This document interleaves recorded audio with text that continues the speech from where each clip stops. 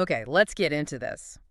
We are back, and I have to admit, I spent pretty much the entire weekend with the latest text for our AI Futures series, and it has been living rent-free in my head ever since. It's dense, it's really uncomfortable in places, and it completely reframes how I even look at a world map. We are digging into episode 23 today. It is a heavy one. Yeah, I think this is probably the pivot point of the entire series, where it goes from the theoretical to the brutally practical. The episode is titled Demography Meets Disruption, but internally the text actually refers to itself as the collapse curve. And I have to be honest with you, when I see a title like that, the collapse curve, my alarm bells just go off. Of course. I immediately think, okay, here comes the fear-mongering, here comes the, bunker mentality.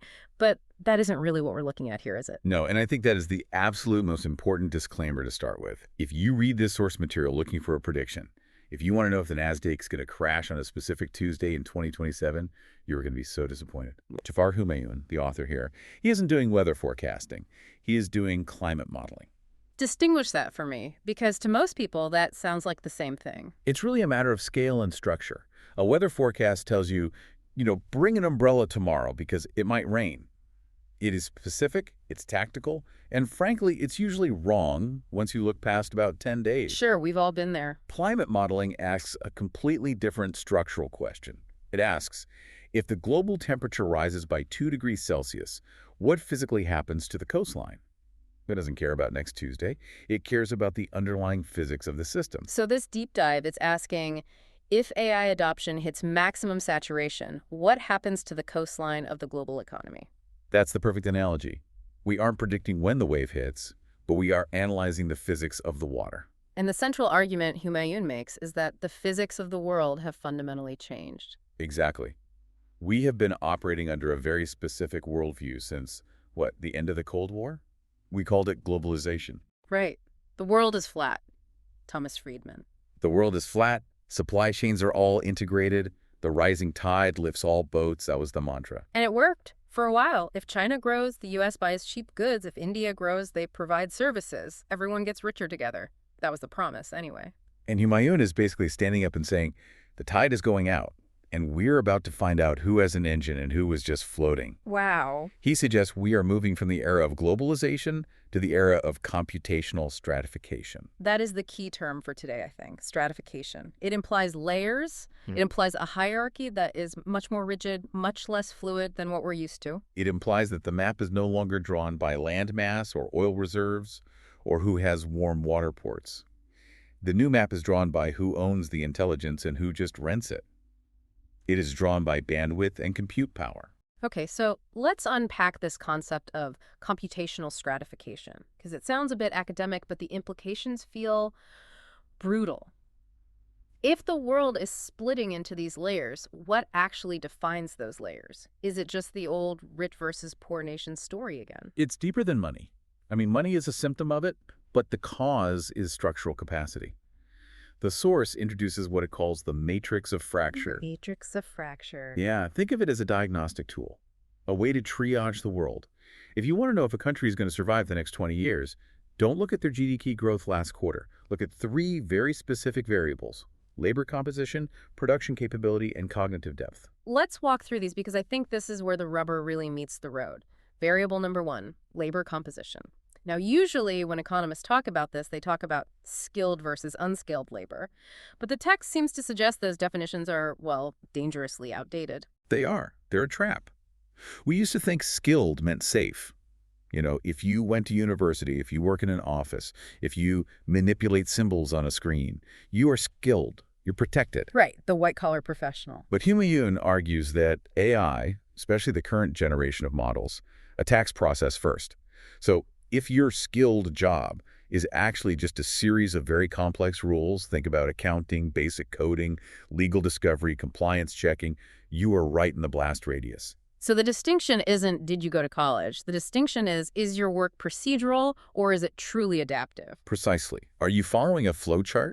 Even a very complicated one, or are you inventing the flowchart? Because the AI is the ultimate flowchart follower. It can do that perfectly, instantly, and for almost no cost. Okay, that makes sense. That's a huge reframing of what skill even means. So what's the second variable? This is the one I'd argue is the geopolitical pivot point of the 21st century. Production capability. This is the compute owner versus compute renter dynamic. I want to push on this a bit because in the global economy, I mean, everyone rents something, right? The U.S. rents manufacturing capacity from China and Vietnam. China rents energy from Russia and the Middle East. Why is renting intelligence so different? Why does this specific dependency redraw the entire map? That is the multi-trillion-dollar question, isn't it? Think of it like this. It's the difference between buying a car and using Uber. Okay. If you buy the car, you own the means of mobility. You control where it goes, when it goes, who gets in, how fast you drive. You have autonomy. If you use Uber, you are subject to their pricing, their availability, their terms of service, and critically, their algorithm. Right, surge pricing. Oh, or they just might not have a car available. Now apply that exact logic to a national economy. If your banking system, your healthcare logistics, your entire educational curriculum, and your military defense systems are all running on an AI model that is hosted in a data center in Virginia or a server farm in Guizhou, And you are a country in Southeast Asia or South America. then you don't have sovereignty. You have a subscription. And what happens when the diplomatic relationship sours? What happens when the owner nation decides to throttle your bandwidth? Or they change the alignment filters on the model to reflect their values, not yours? Or they just raise the API cost by 400% because they have a monopoly. And you can't say no. Your economy physically slows down. Your government stops working. You can't negotiate because the brain of your economy is in someone else's skull. You become what the source calls a digital tenant farmer. Exactly. You're working the land, you are providing the data, you are doing the tasks, but you don't own the soil. Humayun argues this creates a dependency trap that is much, much stickier than trade deficits. You can find a new supplier for steel. It's hard, it takes 6 months, but you can do it. You can't just rip out the cognitive engine running your entire government and plug in a new one. No, without collapsing the state. So that brings us to the third variable, cognitive depth. This one felt the most abstract to me at first, but it's the human side of the equation. It's the counterpart to the hardware. Right. It asks, does your population have the ability to adapt systems, or are they trained only to follow them? Are they trained for instruction following versus system reinventing? And we've spent the last 100 years building education systems designed for instruction following. Exactly. Yeah. To create factory workers and then corporate bureaucrats, we reward compliance. We reward memorization. We reward getting the right answer on a multiple choice test. Standardized testing. That's the entire model. But in an AI world, getting the right answer, it's free. It's a commodity. It's instant. The value shifts entirely to asking the right question or designing a completely new system. If a nation's workforce is brittle, if they can only do what they were explicitly trained to do, then when the software updates, the workforce becomes obsolete. So when you combine these three: labor composition, production capability, and cognitive depth, you get this fractal shift. I like that term. It's not one giant wave washing over the world. It's a series of uneven breaks that happen differently depending on where you're standing. That's it. And this is why the stratification table in the source material is so fascinating and so disturbing. It breaks down the risk profiles by region. And frankly, it shatters a lot of the assumptions we usually make about who wins and who loses in these global shifts. Okay, let's dive into that table. Because I think most listeners, and myself included, have this default assumption baked in. The US and China win, everyone else sort of loses. But the text says it's way, way more complicated than that.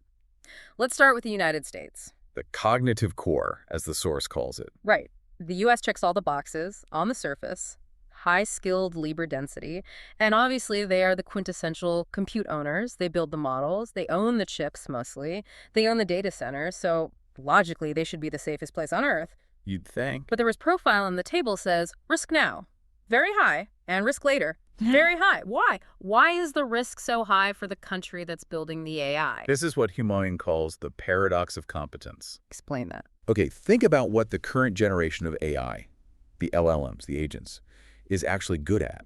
It's good at language. It's good at writing code. It's good at analysis. It's good at planning and creating documents. It's good at white-collar work. Exactly. The U.S. economy is the most white-collar economy in the history of the world.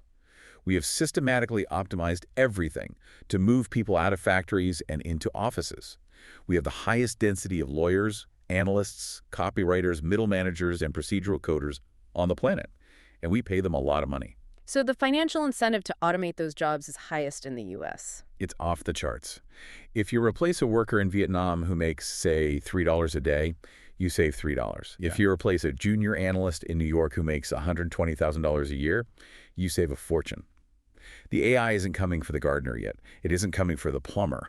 It is coming for the class of people who thought they were safe because they work with their brains. So the US wins the geopolitical war because they own the technology, but they face a massive, potentially destabilizing internal social crisis because that very same tech eats their own middle class for lunch. Correct. It's an incredibly high-stakes game. You secure global dominance, but you risk domestic instability on a scale we haven't seen. The risk here isn't the nation collapsing. It's the internal displacement of millions of highly vocal, highly educated people who suddenly have nothing to do and feel deeply betrayed. Okay. Let's pivot to China, the other superpower, the other cognitive core state. China is an incredibly complex case. Yeah. The profile is high unskilled labor, medium skilled. But critically, they are also compute owners. They're building their own complete parallel AI ecosystem. But they're also facing a demographic time bomb, right? They are. But It's a cliff. They have a rapidly aging population and a shrinking workforce. So typically, your first thought is, great, automation is the perfect solution. It solves the labor shortage. right. If you don't have enough workers, you build robots. Simple. But here's the friction. China's government needs to maintain social stability above all else. Their entire legitimacy is based on the promise of rising living standards and employment. If they automate too fast, they displace the massive, unskilled and semi-skilled workforce that is the bedrock of their stability. But if they automate too slow, They get crushed by their demographics, and they can't compete with the U.S. on the global stage. it's a race against time in two different directions. It's a tightrope walk over a canyon. And unlike the U.S., where the displacement is mostly the laptop class, in China, as robotics and automation advance, the displacement hits the manufacturing base. And unemployed factory workers have historically been a very, very dangerous demographic for governments to ignore. Now, the region that really stuck with me, and I found this heartbreaking, honestly, reading through the analysis, was India. The builders without infrastructure. That moniker alone, it just says so much. Builders without infrastructure. The profile is high skilled and high unskilled, so a lot of talent. But under Builds AI, the source is partial and the risk. Medium now, very high later. India is the central tragedy of this framework, in my opinion. Think about the economic miracle of India over the last 30 years. What was it built on? IT services. Yeah. Outsourcing. It became the back office of the entire Western world. Exactly. The pitch was, send us your coding, your data entry, your customer support. We have millions of smart, English-speaking, educated young people who will do it cheaper and faster than you can. It was a brilliant strategy. It lifted hundreds of millions of people out of poverty. But AI targets exactly that value proposition. It completely obliterates it. If I am a U.S. corporation, why would I hire an outsourcing firm in Bangalore to write my basic code or handle my customer service calls when I can spin up an AI agent for a fraction of a penny per interaction? The latency is zero. The cultural barrier is zero. The cost is effectively zero. And the irony, the really cruel irony, is that so much Indian talent is currently helping to build and train these very models. That is the tenant farmer aspect in its starkest form. Indian engineers are brilliant. They are labeling the data, they are refining the models, they are doing the RLHF, the reinforcement learning from human feedback. They are, in a very real sense, training the replacement for their own national business model. So the very high risk later is the moment when the cost curves finally cross. It's the moment when the cost of a token of compute drops below the cost of a rupee of wage. The arbitrage that built modern India is over. The entire sector evaporates almost overnight. And because India doesn't own the foundational models in the same way the US or China does, they can't just pivot to selling the AI itself. They're left with all this talent, but without the product, without the infrastructure. It's a devastating scenario. That is heavy. Okay, let's move to Europe, Western EU specifically. The source gives them a category that sounds, well, bleak. The hollowed developed states. It sounds like a museum exhibit, doesn't it? And over here, we have the hollow developed states. It really does. Here lies the 20th century. Europe's profile is similar to the U.S. in some ways, highly educated, high-skilled labor force. But they are missing the engine. They are not, by and large, compute owners. They are the world's best regulators, though. I'll give them that. They are. They're regulating AI better than anyone. But the source makes a key point. You cannot regulate your way to sovereignty if you don't produce the thing you are regulating.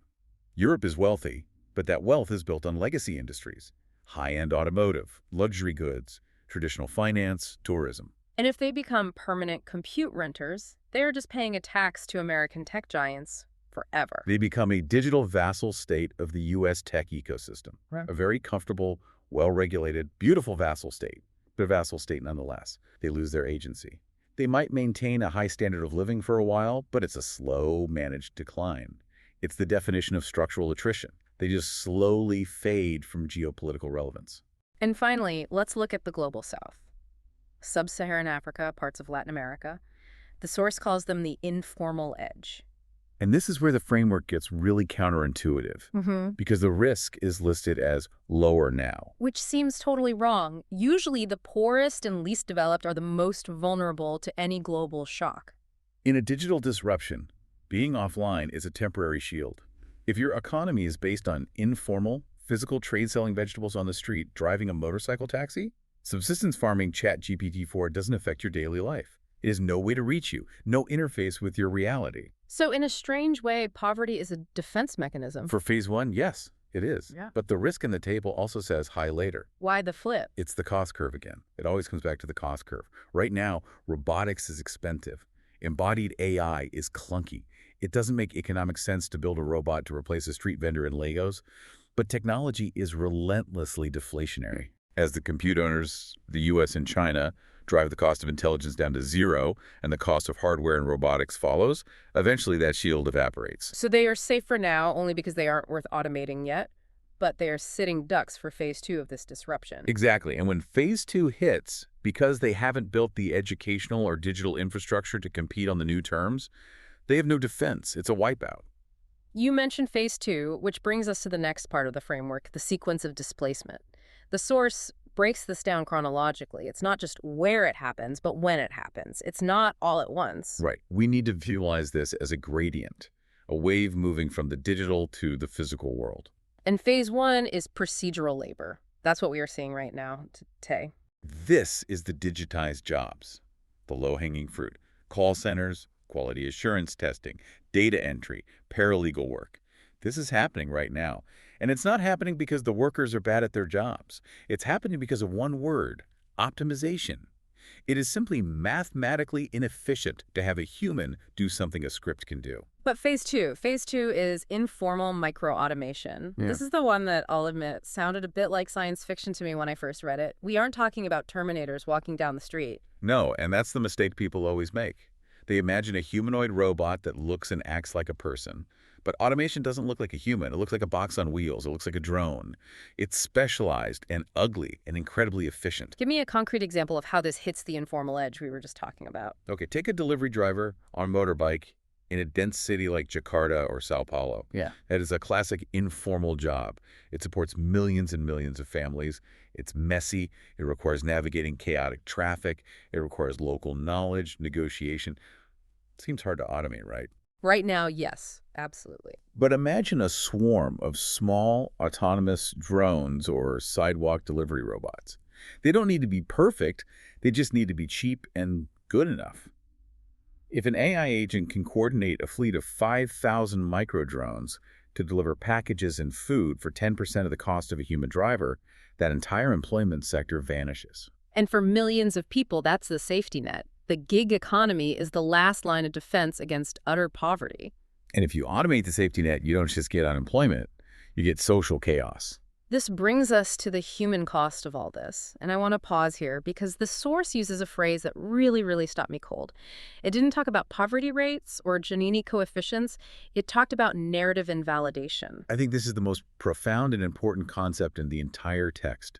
It's the psychological fallout. It's the hidden injury. Narrative invalidation. It sounds so clinical, but it feels incredibly personal. Break that down for us. It's about the story we tell our children about how the world works. Think about the narrative of the 20th century. It was basically a contract society offered you. What was that contract? It was, go to school, suffer through algebra, get good grades, take on significant debt to go to university, get the certification, get the degree. Work hard, follow the rules, and you will be safe. You will have value. You will have a place. Exactly. It's a linear path. Input equals output. Now, I want you to imagine a specific person, Let's say a radiologist. Okay. High status, very high skill, very long training. This person spent 4 years in undergrad, 4 years in med school, probably 4 or 5 years in residency, maybe a fellowship after that. Yeah.